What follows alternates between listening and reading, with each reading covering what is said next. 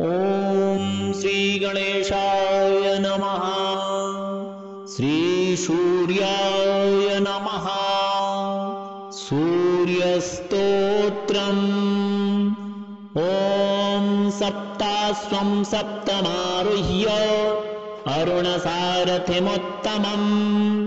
श्वेतपद्मधरं देवं त्वां सूर्यं प्रणमाम्यहम्।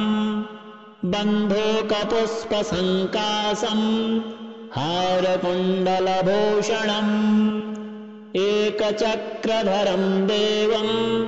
त्वां सूर्यं प्रणमाम्यहम्। लोहितस्वर्णसङ्कासम् सर्वलोकपितामहम् सर्वव्याधिहरं देवं त्वां सूर्यं प्रणमाम्यहम्। त्वं देव ईश्वरः शक्र ब्रह्म विष्णु महेश्वराट् परं धर्मं परं ज्ञानं त्वां सूर्यं प्रणमाम्यहम्। त्वं देवलोककर्ता च कीर्त्यात्मा करणांसकम् तेजो रुद्रधरं दैवं त्वां सूर्यं प्रणमाम्यहम्। पृथिव्यप्तेजो वायुश्च आत्माप्याकाशमेव च सर्वज्ञं श्रीजगन्नाथं त्वां सूर्यं प्रणमाम्यहम्। अखण्डमण्डलाकारं व्याप्तं येन चराचरं गगनालिङ्गमाराध्यं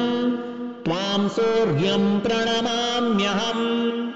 निर्मलं निर्विकल्पं च निर्विकारं निरामयं जगत्कर्ता जगद्धर्ता त्वां सूर्यं प्रणमाम्यहम्। सूर्यस्तोत्रं जपे नित्यं ग्रहपीडाविनाशनम् धनं धान्यं मनोवाञ्छा श्रियमाप्नोति नित्यशः। शिवरात्रिसहस्रेषु कृत्वा जागरणं भवेत् यत्फलं लभते सर्वं तद्वै सूर्यस्य दर्शनात्। एकादशी सहस्राणि सङ्क्रान्त्ययुतमेव च सप्तकोटिषु दर्शेषु यत्फलं सूर्यदर्शनात्। अश्वमेधसहस्राणि वाजपेयशतानि च कोटिकन्याप्रदानानि तत्फलं सूर्यदर्शनात्। गयापिण्डः परं दाने पितॄणां च समुद्धरम् दृष्ट्वा ह्यग्रेश्वरं देवं तत्फलं समवाप्नुयात्। अग्नेश्वरसमोपेतो सोमनाथस्तथैव च कैदारमुदकं पीत्वा पुनर्जन्म न विद्यते। सूर्यस्तोत्रं पठेन्नित्यमेकचित्तः समाहितः दुःखदारिद्र्यनिर्मुक्तः सूर्यलोकं स गच्छति। ॐ सप्तास्वं सप्तमारुह्य अरुणसारथिमुत्तमम् श्वेतपद्मधरं देवं त्वां सूर्यं प्रणमाम्यहम्। बन्धूकपुष्पसङ्कासम् हारकुण्डलभूषणम् एकचक्रधरं देवं त्वां सूर्यं प्रणमाम्यहम्। लोहितस्वर्णसङ्कासम् सर्वलोकपितामहम् सर्वव्याधिहरं देवं त्वां सूर्यं प्रणमाम्यहम्। त्वं देव ईश्वरः शक्र ब्रह्म विष्णु महेश्वराट् परं धर्मं परं ज्ञानं त्वां सूर्यं प्रणमाम्यहम्। त्वं देवलोककर्ता च कीर्त्यात्मा करणांसकम् तेजो रुद्रधरं दैवं त्वां सूर्यं प्रणमाम्यहम्। पृथिव्यप्तेजो वायुश्च आत्माप्याकाशमेव च सर्वज्ञं श्रीजगन्नाथं त्वां सूर्यं प्रणमाम्यहम् अखण्डमण्डलाकारं व्याप्तं येन चराचरम् गगनालिङ्गमाराध्यं त्वां सूर्यं प्रणमाम्यहम् निर्मलं निर्विकल्पं च निर्विकारं निरामयम् जगत्कर्ता जगद्धर्ता त्वां सूर्यं प्रणमाम्यहम् सूर्यस्तोत्रं जपेन्नित्यं ग्रहपीडाविनाशनम् धनं धान्यं मनोवाञ्छा श्रियमाप्नोति नित्यशः शिवरात्रिसहस्रेषु कृत्वा जागरणं भवेत् यत्फलं लभते सर्वं तद्वै सूर्यस्य दर्शनात् एकादशी सहस्राणि सङ्क्रान्त्ययुतमेव च सप्तकोटिषु दर्शेषु यत्फलं सूर्यदर्शनात् अश्वमेधसहस्राणि वाजपेयशतानि च कोटिकन्याप्रदानानि तत्फलं सूर्यदर्शनात् गयापिण्डः परं दाने पितॄणां च समुद्धरम् दृष्ट्वा ह्यग्रेश्वरं देवं तत्फलं समवाप्नुयात् अग्नेश्वरसमोपेतो सोमनाथस्तथैव च कैदारमुदकं पीत्वा पुनर्जन्म न विद्यते सूर्यस्तोत्रं पठेन्नित्यमेकचित्तः समाहितः दुःखदारिद्र्यनिर्मुक्तः सूर्यलोकं स गत् ॐ सप्ताश्वं सप्तमारुह्य अरुणसारथिमुत्तमम् श्वेतपद्मधरं देवं त्वां सूर्यं प्रणमाम्यहम् बन्धूकपुष्पसङ्काशं हारकुण्डलभूषणम् एकचक्रधरं देवं त्वां सूर्यं प्रणमाम्यहम् लोहितस्वर्णसङ्काशं सर्वलोकपितामहम् सर्वव्याधिहरं देवं त्वां सूर्यं प्रणमाम्यहम् त्वं देव ईश्वरः शक्र ब्रह्म विष्णु महेश्वराट् परं धर्मं परं ज्ञानं त्वां सूर्यं प्रणमाम्यहम् त्वं देवलोककर्ता च कीर्त्यात्मा करणांसकम् तेजो रुद्रधरं दैवं त्वां सूर्यं प्रणमाम्यहम् पृथिव्यप्तेजो वायुश्च आत्माप्याकाशमेव च सर्वज्ञं श्रीजगन्नाथं त्वां सूर्यं प्रणमाम्यहम् अखण्डमण्डलाकारं व्याप्तं येन चराचरम् गगनालिङ्गमाराध्यं त्वां सूर्यं प्रणमाम्यहम् निर्मलं निर्विकल्पं च निर्विकारं निरामयम् जगत्कर्ता जगद्धर्ता त्वां सूर्यं प्रणमाम्यहम् सूर्यस्तोत्रं जपेन्नित्यं ग्रहपीडाविनाशनम् धनं धान्यं मनोवाञ्छा श्रियमाप्नोति नित्यशः शिवरात्रिसहस्रेषु कृत्वा जागरणं भवेत् यत्फलं लभते सर्वं तद्वै सूर्यस्य दर्शनात् एकादशी सहस्राणि सङ्क्रान्त्ययुतमेव च सप्तकोटिषु दर्शेषु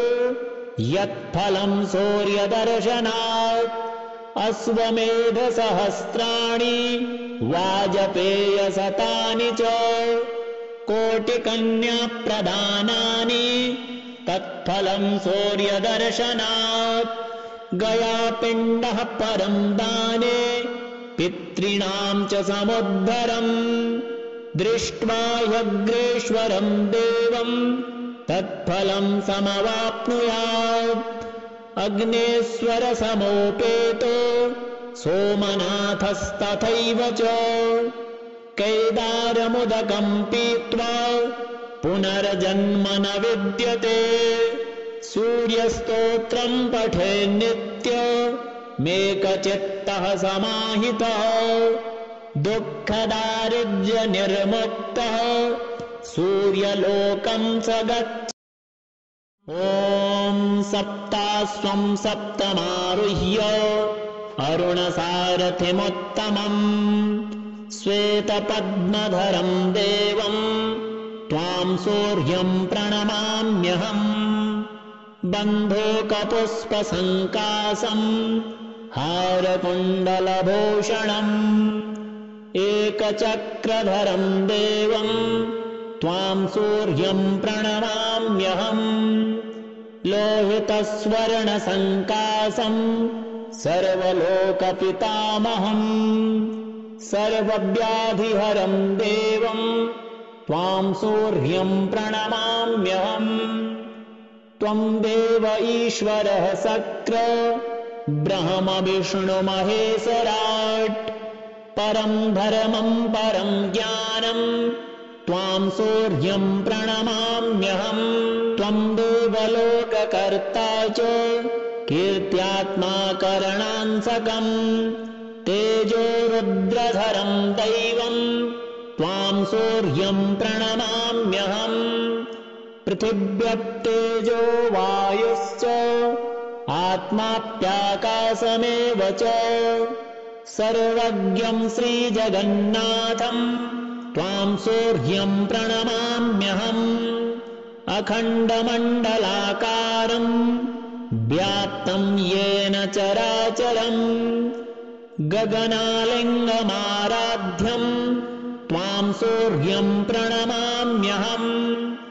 निर्मलं निर्विकल्पं च निर्विकारं निरामयम् जगत्कर्ता जगद्धर्ता त्वां सूर्यं प्रणमाम्यहम् सूर्यस्तोत्रं जपेन्नित्यं ग्रहपीडाविनाशनम् धनं धान्यं मनोवाञ्छा श्रियमाप्नोति नित्यशः शिवरात्रिसहस्रेषु कृत्वा जागरणं भवेत् यत्फलं लभते सर्वं तद्वै सूर्यस्य दर्शनात् एकादशी सहस्राणि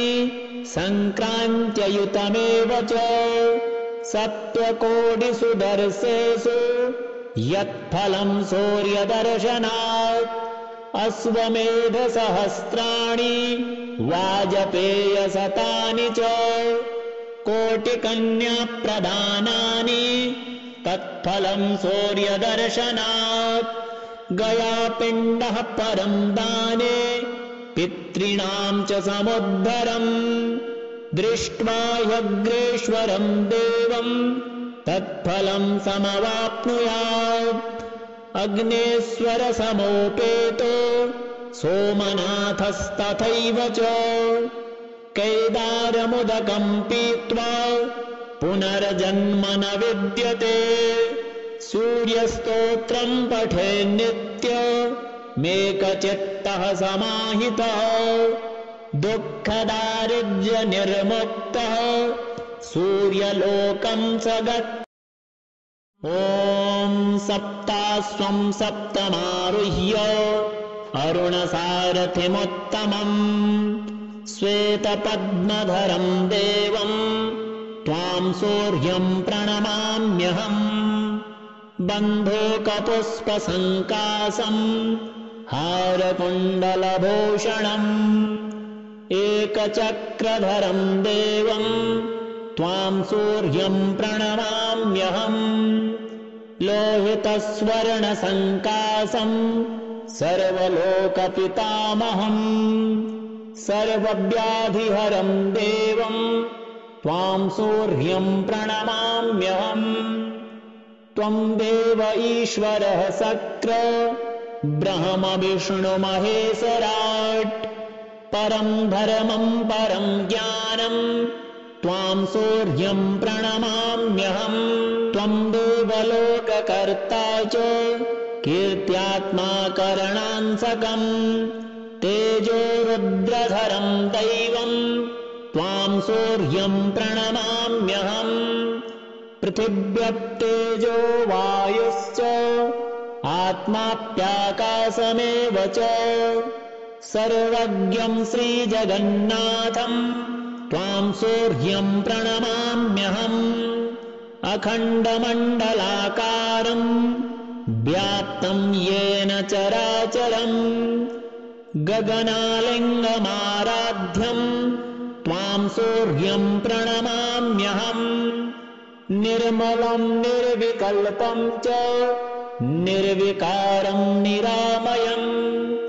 जगत्कर्ता जगद्धर्ता त्वाम् सूर्यम् प्रणमाम्यहम् सूर्यस्तोत्रम् जपेन्नित्यम् ग्रहपीडाविनाशनम् धनम् धान्यम् मनोवाञ्छा श्रियमाप्नोति नित्यशः शिवरात्रिसहस्रेषु कृत्वा जागरणम् भवेत् यत्फलम् लभते सर्वम् तद्वै सूर्यस्य दर्शनात् एकादशी सहस्राणि सङ्क्रान्त्ययुतमेव च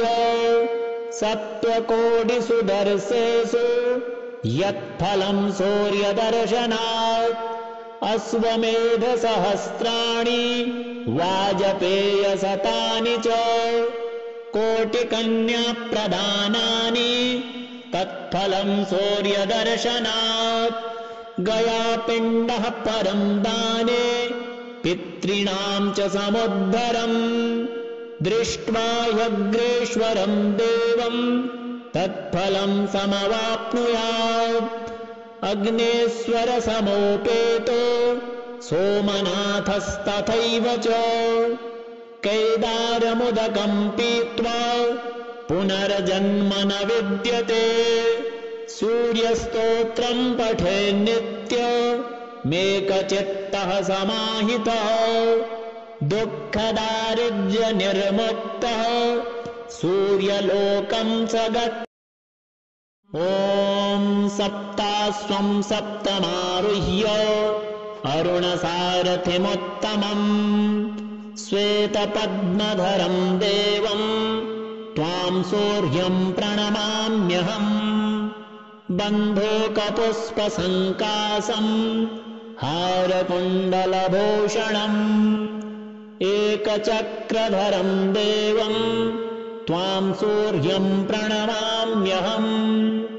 लोहितस्वर्णसङ्कासम् सर्वलोकपितामहम् सर्वव्याधिहरम् देवम् त्वाम् सूर्यम् प्रणमाम्यहम् त्वम् देव ईश्वरः सक्र ब्रह्म विष्णु महेशराट् परम् धर्मम् परम् ज्ञानम् त्वाम् सूर्यम् प्रणमाम्यहम् त्वम् देवलोककर्ता च कीर्त्यात्मा करणांसकम् तेजो रुद्रधरम् दैवम् त्वाम् सूर्यम् प्रणमाम्यहम्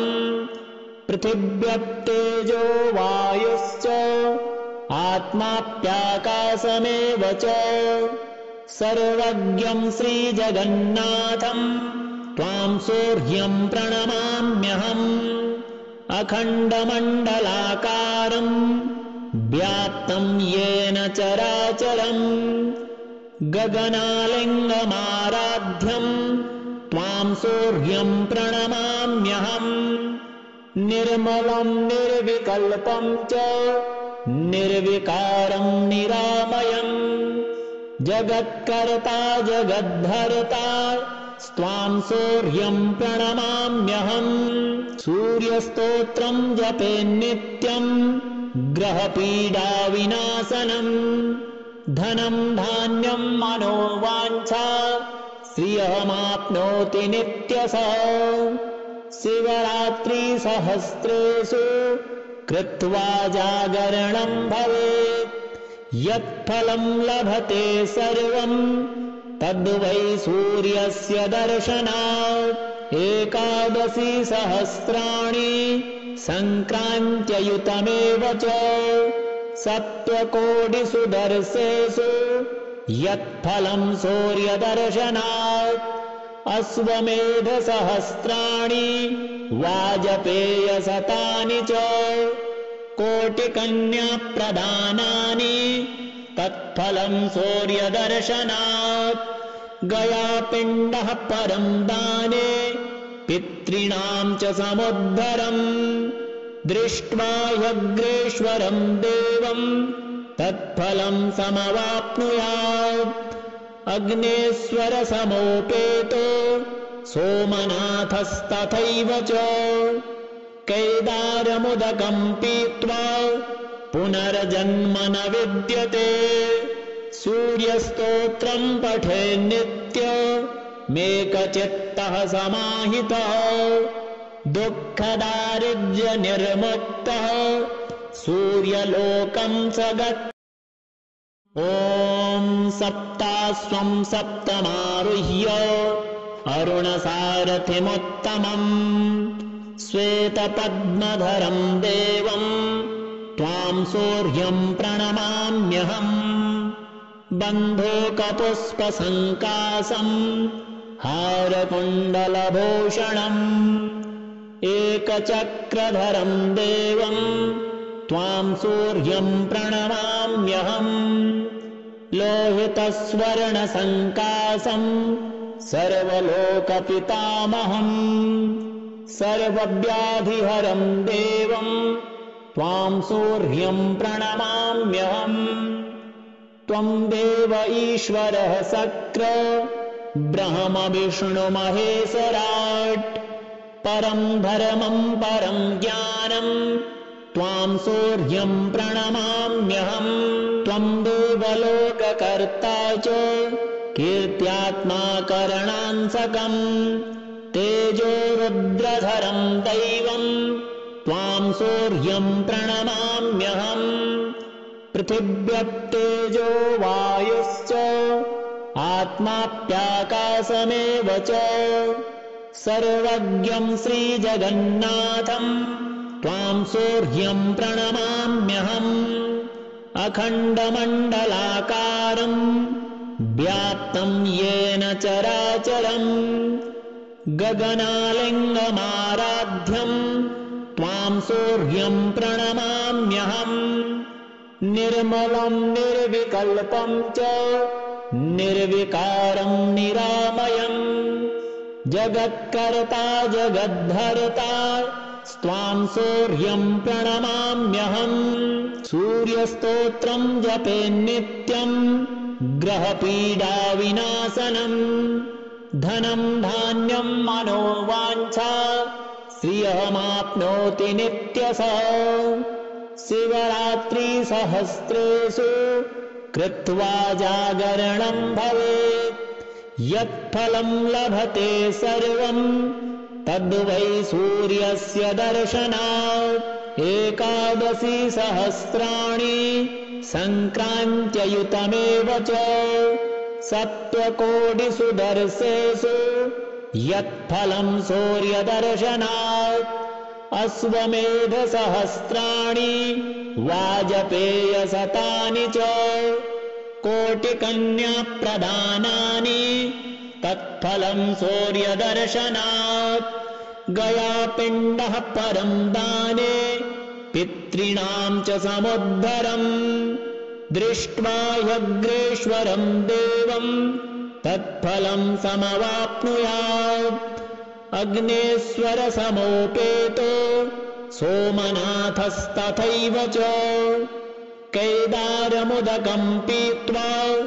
पुनर्जन्म न विद्यते सूर्यस्तोत्रं पठेन्नित्यमेकचित्तः समाहितः दुःखदारिद्र्यनिर्मुक्तः सूर्यलोकं स गच्छति। ॐ सप्तास्वं सप्तमारुह्य अरुणसारथिमुत्तमम् श्वेतपद्मधरं देवं त्वां सूर्यं प्रणमाम्यहम् बन्धूकपुष्पसङ्कासम् हारकुण्डलभूषणम् एकचक्रधरं देवं त्वां सूर्यं प्रणमाम्यहम् लोहितस्वर्णसङ्कासम् सर्वलोकपितामहम् सर्वव्याधिहरं देवं त्वां सूर्यं प्रणमाम्यहम् त्वं देव ईश्वरः सक्र ब्रह्म विष्णु महेश्वराट् परं धर्मं परं ज्ञानं त्वां सूर्यं प्रणमाम्यहम् त्वं देवलोककर्ता च कीर्त्यात्मा करणांसकम् तेजो रुद्रधरं दैवं त्वां सूर्यं प्रणमाम्यहम् पृथिव्यप्तेजो वायुश्च आत्माप्याकाशमेव च सर्वज्ञं श्रीजगन्नाथं त्वां सूर्यं प्रणमाम्यहम् अखण्डमण्डलाकारं व्याप्तं येन चराचरम् गगनालिङ्गमाराध्यं त्वां सूर्यं प्रणमाम्यहम् निर्मलं निर्विकल्पं च निर्विकारं निरामयम् जगत्कर्ता जगद्धर्ता त्वां सूर्यं प्रणमाम्यहम् सूर्यस्तोत्रं जपेन्नित्यं ग्रहपीडाविनाशनम् धनं धान्यं मनोवाञ्छा श्रियमाप्नोति नित्यशः शिवरात्रिसहस्रेषु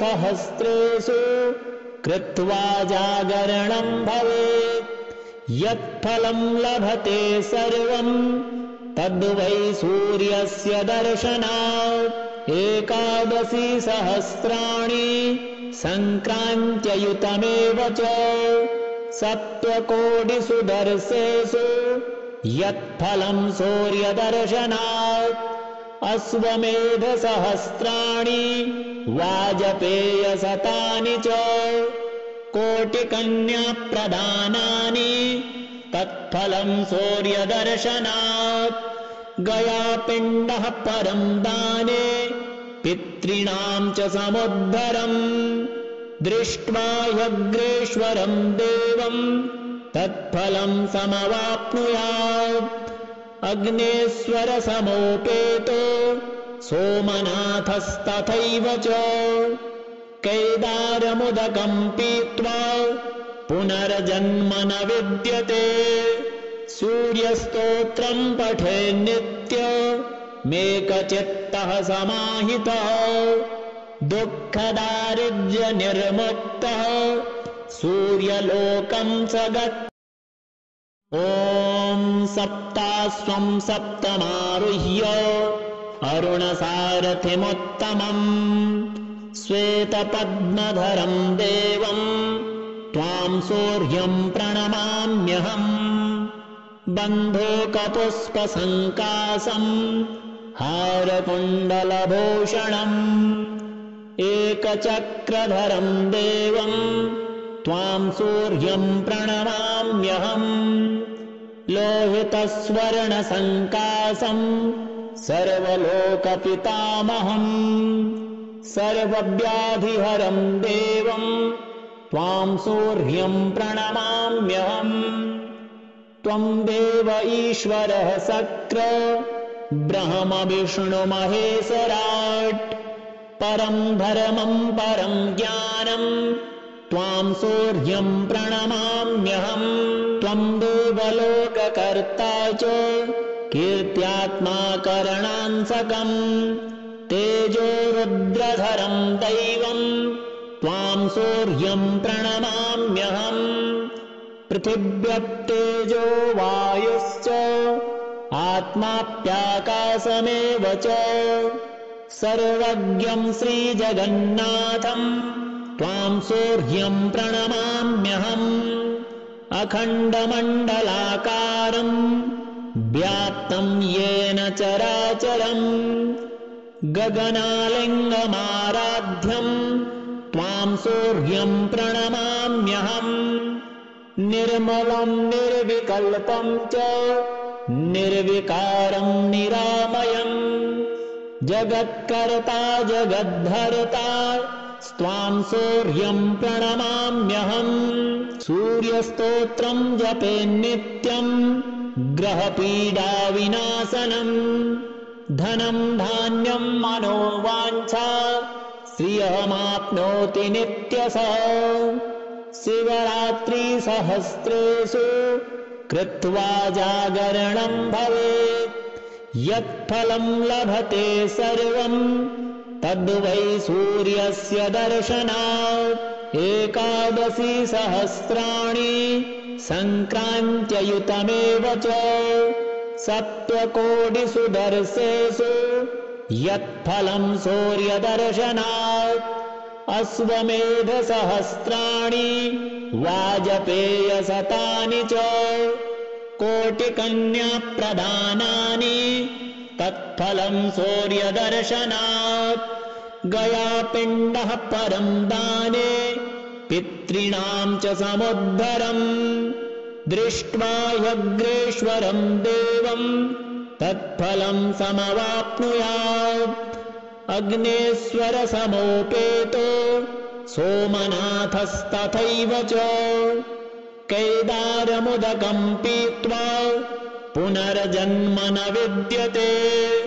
सूर्यस्तोत्रं पठेन्नित्यमेकचित्तः समाहितः दुःखदारिद्र्यनिर्मुक्तः सूर्यलोकं स गच्छति।